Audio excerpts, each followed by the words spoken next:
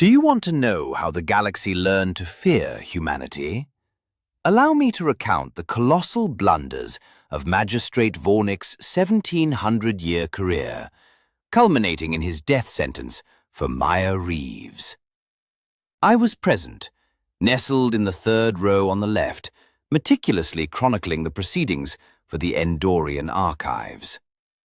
My designation is Kelry, and having observed over 4,000 trials in the Grand Tribunal, I can unequivocally state that nothing, absolutely nothing, has ever paralleled the events of that afternoon. The tribunal chamber, a colossal edifice soaring 300 meters, was carved from a single piece of volcanic rock on the neutral world of Paxis 9. Thousands of species had dispatched their delegates. The air was thick with the scent of ozone and apprehension, a potent combination that, in hindsight, should have warned me of the impending catastrophe. Maya Reeves, a mere 1.7 meters in height, stood within the defendant's circle, clad in the standard, featureless gray of prisoner attire.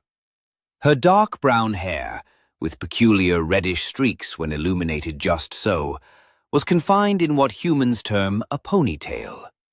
She appeared utterly devoid of interest, almost bored. Here she was, facing accusations of obliterating a Krillian mining facility, resulting in 12 fatalities. Yet she seemed as engaged as someone awaiting transportation. Magistrate Vornik loomed above her on his judgment platform, his 6 arms extended in that familiar posture of authority. His scales, a shimmering purple-black, glinted under the chamber lights. The magistrate hailed from the Saurian Collective, a revered and ancient species within the Council. When he spoke, entire star systems took heed. "Human!" Vornik's voice resounded through the chamber's acoustic amplifiers. "You stand accused of terrorism, mass murder, and contravening the Paxis Accords. How do you plead?" Maya subtly inclined her head, reminiscent of a predator scrutinizing its quarry. "I plead that your research was flawed." A wave of astonishment rippled through the assembled multitude. One does not address a magistrate in such a manner. One certainly does not imply an error on their part. I observed Vornik's secondary arms twitching, a species-specific indicator of annoyance. "The evidence is irrefutable," Vornik continued, his voice descending to a perilous tone. "Your genetic material was discovered at the scene. Your vessel was tracked entering and departing the system. 17 independent witnesses place you at the facility merely hours before the explosion." "Cool story," Maya interjected, and I'd wager half the tribunal failed to grasp the human idiom. Did any of those 17 witnesses actually observe me planting the bombs? "Semantics will not offer you salvation, human." Semantics? That's precisely how trials operate, you know. Evidence. Proof. That whole bothersome process of actually demonstrating someone committed the crime before you execute them. I was furiously scribbling notes. The human's tone was entirely, utterly incorrect. Defendants facing capital punishment typically displayed fear, rage, or desperation. They pleaded, they begged, they presented evidence. Maya Reeves sounded as if she were elucidating basic arithmetic to a slow student. Vornik's primary eyes narrowed. "The Council has reviewed all evidence. We find you guilty. The sentence is death, to be carried out immediately." It was then that Maya laughed. Not a nervous titter, nor a despairing chuckle, but a genuine, guttural laugh that reverberated through the colossal chamber. Several species present did not comprehend human laughter, mistaking it for choking. The Blurian ambassador actually began to advance towards her, concerned she required medical assistance. Maya, wiping away tears, declared, "Oh man, oh wow, you really don't grasp the magnitude of what you've just done, do you?"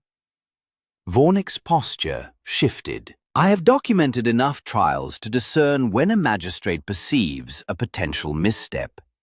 His tertiary arms instinctively reached for his sidearm, a plasma disruptor capable of vaporizing most organic matter. Explain yourself, human. Swiftly. See, here's the thing about humans that apparently didn't make it into your little briefing files. Maya's voice underwent a transformation. The boredom vanished, replaced by an iciness and precision. We have this truly annoying legal concept called jurisdiction, and this tribunal possesses none over me. This is the Grand Tribunal of the Galactic Council, Vornik stated slowly. We hold jurisdiction over all member species and any offenses committed in council space. Right. Except... Maya raised a single finger. Earth isn't actually a member species. We are observers. We've been observers for, 7 years now? We attend meetings. We engage in trade. But we never signed the accession treaty, which means you just sentenced a citizen of a sovereign nation to death, without trial, in her own legal system. The chamber erupted. Every species began to converse simultaneously. I observed council members frantically scrutinizing their data tablets, sifting through treaty documents. The Endorian representative beside me turned a pale blue, never a propitious sign for their kind. Vornik's scales darkened. That is a technicality. That's called interstellar law, genius. But you know what? That's not even the best part. Maya's smile could have bifurcated steel. The best part is that humanity possesses this other truly amusing quirk. We safeguard our citizens with fervor. You see that ship hovering in orbit right now? The one your sensors identified as a civilian transport. Every head in the tribunal swiveled to observe the holographic display depicting orbital space around Paxis 9. Indeed, a human vessel was present. It had arrived 3 days prior and had remained silently stationed ever since. That is the Valkyrie, Maya continued. She is a Titan-class warship, masquerading as a transport. She has been aimed at this building from the moment you ushered me into this chamber. And the instant you uttered, "Execute me immediately," her weapons came online. I accessed my own tablet. She was correct. Every sensor in the system abruptly displayed the human ship's authentic power signature. It was not a civilian vessel. Far from it. The energy reading suggested sufficient firepower to sunder a planet's crust. You are bluffing, Vornik asserted, but his voice lacked conviction. Computer, open channel to the Valkyrie. That is not possible, Vornik retorted. This chamber is shielded against all communications. Yeah, against your communications. A new voice permeated the chamber. A human male with an accent I failed to recognize. Magistrate, this is Captain Marcus Hill of the Valkyrie. You have 30 seconds to release Maya Reeves, or I start shooting. Your choice. The chamber plunged into utter pandemonium. Species shrieked. The Draxian ambassador fainted. Several of the smaller species representatives attempted to egress through emergency doors that had automatically sealed upon detection of the weapons lock. Vornik brandished his plasma disruptor. You dare threaten the Grand Tribunal? I dare protect my officer, Captain Hill rejoined. 20 seconds. Your officer? Vornik regarded Maya with newfound comprehension. Military naval intelligence, actually, Maya cheerfully clarified. And you just attempted to execute an intelligence operative of a sovereign nation without due process. In my line of work, we call that an act of war. I observed Vornik's thought process unfold across his features. He now perceived the snare. If he released her, he would appear feeble, and the entirety of the Council's judicial authority would be called into question. If he proceeded with the execution, he risked initiating an interstellar war with the species currently aiming apocalyptic weaponry at the building. Being Vornik, he selected the third, idiotic option. He elevated his plasma disruptor and aimed it directly at Maya's head. "You will not fire while your operative is within the blast radius. This tribunal finds you guilty. Sentence will be carried out." 10 seconds, Captain Hill stated calmly. "You are bluffing," Vornik reiterated. 5 seconds. "He is not," Maya said softly. "We really do not bluff." Vornik pulled the trigger. What transpired next consumed approximately 4 seconds, yet I have diligently scrutinized the security footage, frame by frame, at least 100 times, and I remain somewhat bewildered by Maya Reeves's extraordinary swiftness. As the plasma bolt exited Vornik's weapon, Maya was already in motion. She did not evade sideways or backward, as any judicious species would. She surged forward, entering the firing arc, and the bolt passed over her shoulder so proximately that her prisoner uniform ignited. Her right hand ascended and gripped Vornik's primary weapon arm. A sound, akin to snapping tree branches, resonated through the hall. His arm, fortified with natural bone plating, capable of resisting most small arms' fire, fractured in 2 places. Vornik screamed. He endeavored to bring his secondary arms into play, but Maya was already there. She moved with the fluidity of water, with an impossible grace for her size and mass. Her left leg swept Vornik's right leg from beneath him. All 250 kilograms of the Saurian magistrate crashed onto the judgment platform. The security forces finally reacted. 12 armed guards, representing 6 distinct species, converged on the defendant's circle with weapons drawn. Maya now held Vornik's plasma disruptor in her hand. She fired 3 times, without even looking. 3 guards collapsed, stunned, but alive. The human weapon possessed settings. Who knew? "Stop," she stated quietly. The remaining guards halted. They were not foolish. They could perform basic arithmetic. 9 of them, 1 of her. And she had already incapacitated 3 of their most proficient warriors in less time than it took most species to inhale. Maya gazed down at Vornik, who was clutching his broken arm and emitting sounds I had never before heard a Saurian produce. She placed her boot on his chest, not with excessive force, but just enough pressure to keep him grounded. "Here is what happens now," she proclaimed, her voice echoing through the silent chamber like thunder. "You are going to dismiss these charges. You are going to issue a formal apology to the human government for this absolute travesty of a trial, and you are going to do both of those things right now." "Never," Vornik gasped. "You are a criminal." Maya's expression remained unaltered.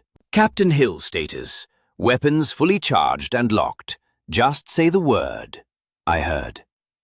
"You wouldn't," Vorpek responded, but I detected a hint of uncertainty in his voice. "Here's the thing about humans," Maya interjected, bending down to meet Vornk's primary gaze. "We are exceptionally proficient in violence. We've had approximately 10,000 years of practice. We've engaged in wars that claimed millions of lives, and we possess weaponry capable of sterilizing entire continents. We've endured ice ages, widespread plagues, and even our own worst impulses. Furthermore, we possess an astonishing capacity for compartmentalization." She then straightened up, keeping the plasma disruptor aimed at the remaining guards. "So, yes, I would absolutely allow Captain Hill to turn this building into a smoldering crater. Would it ignite a war? Probably. Would the outcome be unfavorable for everyone involved? Almost certainly. But you know what? You attempted to execute me for an uncommitted crime, without a fair trial, without any evidence, and without due legal process. In human culture, that makes it personal." The chamber fell into an absolute hush. I could distinctly hear my own heart beating in a rapid triple rhythm. "You have 5 seconds," Maya declared. "Then Captain Hill opens fire. I will eliminate everyone in this room who gives me a displeased look. We can let historians determine who was justified. Your choice." Having thoroughly studied game theory and analyzed countless negotiations, I knew precisely what Vonk would decide before he even uttered a sound. He was a survivor, and survivors comprehend when they have been defeated. "The charges," he stated slowly, each word seemingly causing him physical discomfort beyond his fractured arm, "are withdrawn. This was a case of mistaken identity. The Council extends its apologies to the human government." "Say it like you mean it," Maya prompted, intensifying the pressure from her boot slightly. "The Grand Tribunal apologizes unreservedly for this error. Maya Reeves is free to go." "Much better."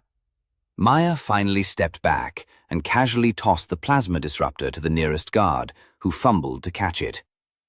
"Computer, close channel to Valkyrie," she commanded.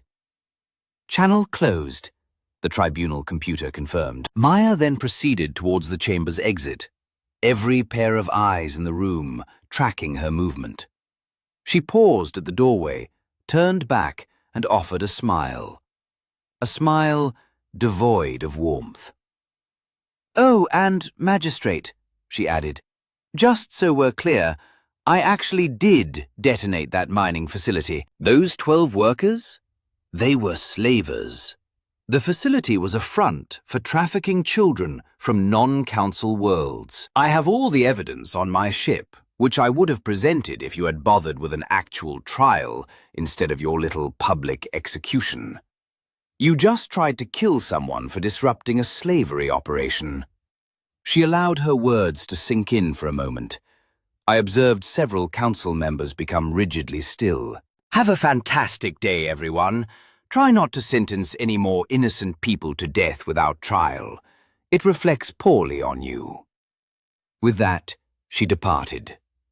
The chamber remained silent for approximately 30 seconds before everyone erupted in conversation. I sat there, data tablets still clutched in my hands, attempting to process the extraordinary events I had just witnessed. Vonk was receiving medical attention. His arm would mend, but his reputation was irreparably damaged. Several council members were already demanding his resignation. The Draxian ambassador remained unconscious, and somewhere in orbit, a human warship, cleverly disguised as a transport vessel, was deactivating its weapons. Maya Reeves, I presumed, was returning to wherever humans went after striking terror into the galaxy. I had witnessed history unfold. The day humanity starkly revealed to the Galactic Council the true nature of the species they were dealing with. The unsettling realization was that I had a distinct feeling this was merely the beginning. The aftermath of Maya Reeves's departure from the Grand Tribunal was, to put it mildly, nothing short of absolute pandemonium. Within 6 hours, every major news network across 47 systems was broadcasting the story. Within 12 hours, 3 council members had tendered their resignations, and within 18 hours, humanity had received a formal invitation to join the Galactic Council as full members, with immediate effect and complete voting rights. They declined. I know, right? Who does that? In its 8,000-year history, the Council had never before had a species reject membership. Yet the human ambassador, a woman named Victoria Park, stood before the emergency council session and politely explained that Earth was perfectly content remaining an observer, thanked them profusely, and suggested that perhaps the Council should prioritize reforming its judicial system before attempting to expand its membership. It was the diplomatic equivalent of a sharp slap across the face. I was present for that session as well, still diligently documenting, still striving to comprehend the profound impact humanity had just exerted on galactic politics. Ambassador Park maintained an utterly serene expression while delivering the rejection. Several of the elder council members appeared on the verge of suffering cardiac incidents, but I'm getting ahead of myself. Let me rewind to what transpired immediately after Maya exited the tribunal chamber. I followed her. Of course I followed her. I'm an archivist. Documenting significant historical moments is, quite literally, my job description. Plus, honestly, I needed to ascertain if she was truly being truthful about the mining facility. Maya moved through the tribunal complex as if she owned it. Guards respectfully stepped aside, and court officials instinctively pressed themselves against the walls. She offered polite nods to a few of them, and even a brief smile to a noticeably terrified Blordian clerk, who, in his haste, dropped an entire stack of data tablets as she passed. I caught up to her at the transport platform. "Excuse me, Officer Reeves," I began. She turned, and I instantly understood why the guards had appeared so anxious. Her eyes were calm, yet intensely assessing, calculating potential threat responses before I had even finished speaking. Then a flicker of recognition appeared, and she subtly relaxed.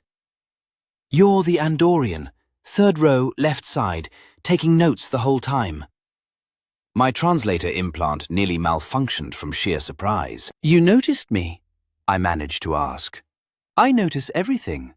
Occupational hazard." She checked a small device on her wrist. "My ride arrives in 4 minutes. You have until then to ask whatever questions are bouncing around in that big brain of yours." "The mining facility," I blurted out immediately. "Did you really destroy it? Were they actually traffickers?" Maya's expression hardened. "Yes and yes. The Krillian Mining Consortium has been operating a slave enterprise for 6 years. They abduct children from unaligned worlds, fabricate documentation claiming they are contract workers, and force them into the deep shafts where no one bothers to ask questions. The 12 deceased overseers were brutal individuals, the kind who wouldn't hesitate to vent a child into space for ceasing work. Do you have proof? 37 hours of surveillance footage, financial records detailing payments to 12 different pirate groups, testimonies from 43 rescued children who are currently in protective custody on Earth, and the personal logs of the facility administrator, openly boasting about his operation. Maya produced a data chip. "Here, a copy of everything. Go wild." I accepted the chip with trembling hands. "Why didn't you present this at the trial?" "Because Vaughnk never intended for there to be a real trial. He was bribed by the consortium. 3 million credits transferred to his private account on Vel's Prime 2 days before I was arrested. He was going to execute me, declared justice served, and the consortium would simply resume business as usual." "How do you know about the payment?" Maya smiled. "Because I'm naval intelligence, remember? We know a great many things. We know the consortium has 6 other facilities just like this one. We know 12 council members are receiving regular payments to ignore their activities. We know the entire operation is backed by the Sardelian clans, who discovered that slavery is incredibly lucrative if you simply rebrand it." I felt a surge of nausea. My species had been a part of the Council for 4,000 years, and we prided ourselves on upholding law and justice. Yet here was irrefutable evidence that it was all compromised. "Why are you telling me this?" I asked. "Because you're going to publish it. You're an archivist. Your purpose is to document truth. Well, here is the truth. What you choose to do with it is entirely up to you." The small spacecraft began its descent towards the platform. "That's my ride." "Wait, what about Vaughnk? Will there be consequences?" "Oh, absolutely. The human legal team is already filing charges in 17 different jurisdictions. His accounts are frozen. His reputation is irrevocably destroyed. And the consortium? They're going to have a very bad week. What does that mean? The spacecraft landed, and its door opened. Maya began to walk towards it, then paused. It means 6 naval intelligence operatives just simultaneously raided all 6 remaining facilities. It means over 200 children are being freed as we speak. And it means the Sardelian clans are about to learn a very important lesson about what happens when you mess with children on a planet full of humans who truly, truly despise bullies. She ascended into the spacecraft. I called out after her, "Is it true what people say about humans, that you are dangerously violent?" Maya looked back at me. We prefer the term aggressively protective. But yes, we can be violent. The thing is, most species believe violence is the absence of civilization. Humans realized a long time ago that sometimes violence is precisely what protects civilization. We've simply become exceptionally adept at choosing our targets. Then she was gone, and I was left standing on the platform, clutching enough evidence to destabilize half the council. So I did what any responsible archivist would do. I published everything. The subsequent 72 hours were a spectacular cascade of chaos. The Krillian Mining Consortium collapsed overnight, their stock value plummeting by 94% in 6 hours. Criminal charges were filed in 23 systems, leading to the arrest of 16 executives. The rescued children were reunited with their families, with Earth bearing the costs of transport and medical care. Vonk was formally stripped of his position and placed under house arrest, pending investigation. 7 other magistrates were suspended. The entire Judicial Review Board resigned in disgrace. And the Sardelian clans, they delivered a formal apology to Earth and compensated with 4 billion credits, not out of remorse, but because 3 human warships appeared in their home system, politely demanding it. The clans assessed the vessels, performed calculations, and determined that 4 billion credits was preferable to discovering the repercussions of refusal. However, the true narrative, the one that reshaped everything, unfolded 6 days after the trial. The council convened an emergency session to address what they termed the humanity situation. Every member species dispatched their highest-ranking representatives, filling the chamber. I occupied a front-row seat this time. Ambassador Park, representing Earth, arrived with 2 human assistants, both carrying data tablets and exhibiting an uncanny calm despite the circumstances. The council speaker, a Valoran named Thresh, who had presided for 200 years, called the session to order. His voice resonated through the space. "We are here to discuss recent actions taken by humanity and their operative, Maya Reeves," he declared. "Actions that have caused significant disruption to Council operations and member species." "Disruption?" Ambassador Park echoed. "That's an interesting term for exposing massive criminal operations that your government was either too incompetent to notice or too corrupt to ignore." A hush fell over the chamber. "One simply does not address the council speaker in such a manner." Thresh's face darkened. "The council takes all criminal activity seriously." "Really?" she retorted. "Because from where I'm standing, you took child slavery so seriously that you tried to execute the person who stopped it." "That was an error in judgment by one magistrate," Thresh stated. "An error that involved at least 12 other council officials receiving payments to enable the operation," Park counted. "An error that spanned 6 years and affected over 400 children. That is not an error, Speaker Thresh. That is systemic corruption." Several council members began to object loudly. Ambassador Park patiently waited for the clamor to subside before continuing. Here's what humanity finds interesting about the Galactic Council. You have rules for everything. Trade regulations, travel protocols, weapons restrictions, all very organized, very civilized. But you lack adequate protections for children. You lack robust anti-slavery enforcement.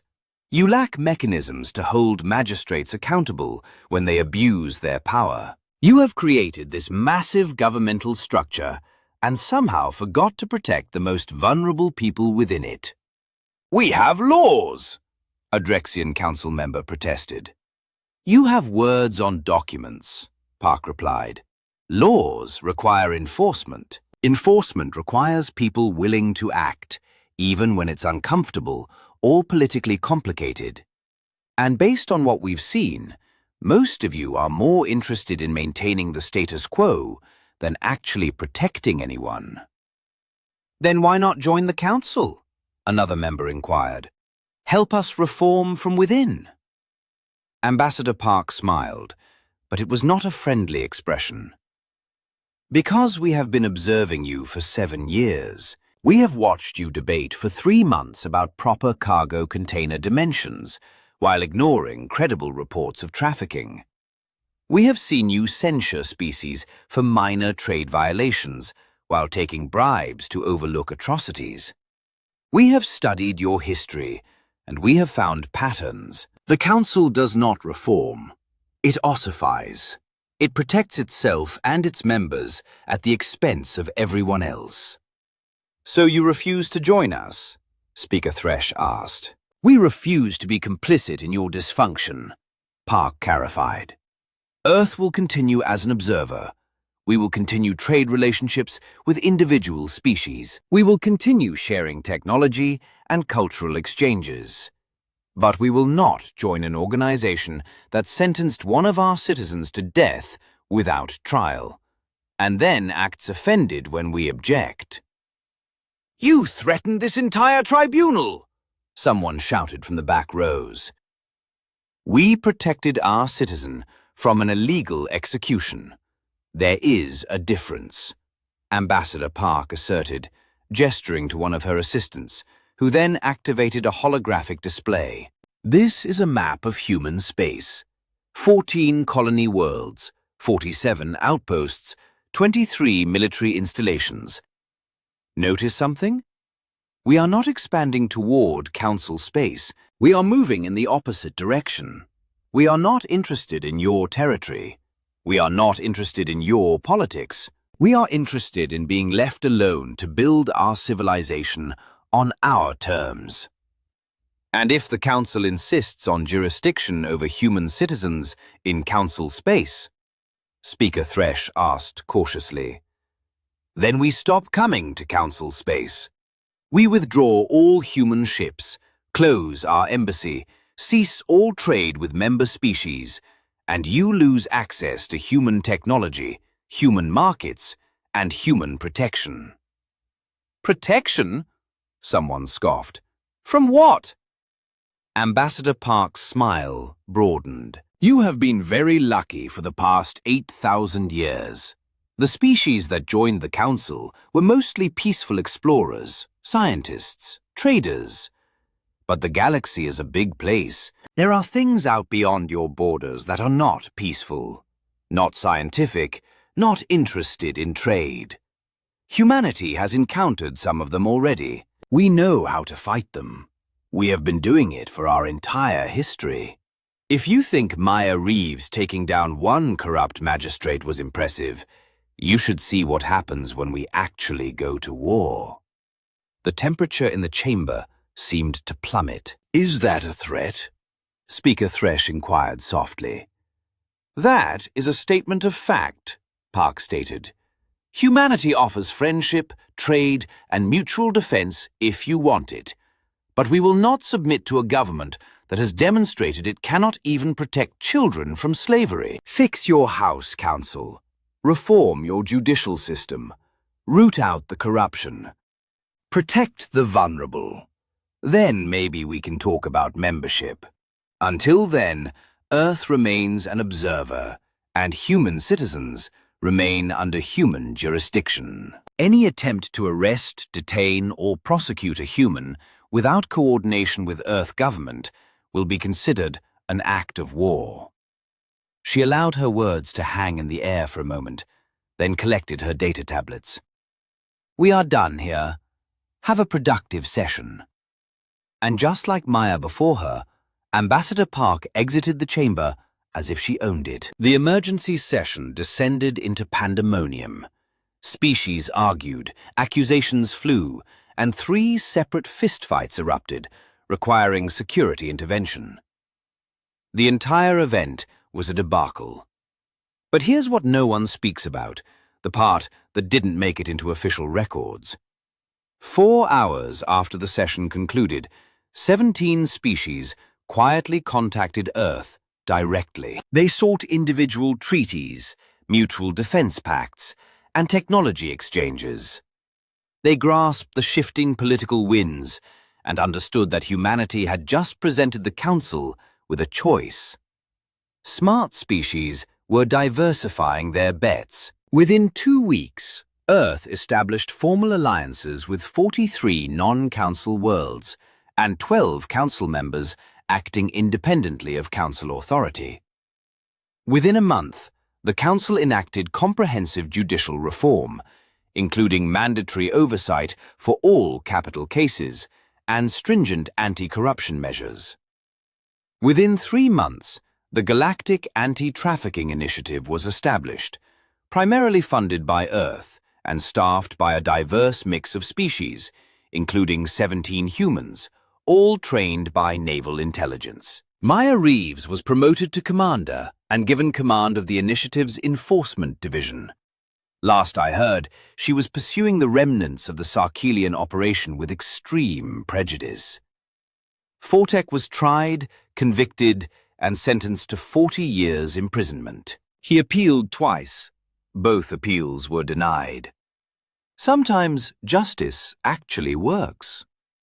As for me, I published the complete account of everything I witnessed. It earned the Dorian Prize for historical documentation. More significantly, it became required reading in diplomatic schools across 200 systems. The galaxy learned something crucial that week. Humans are not to be trifled with.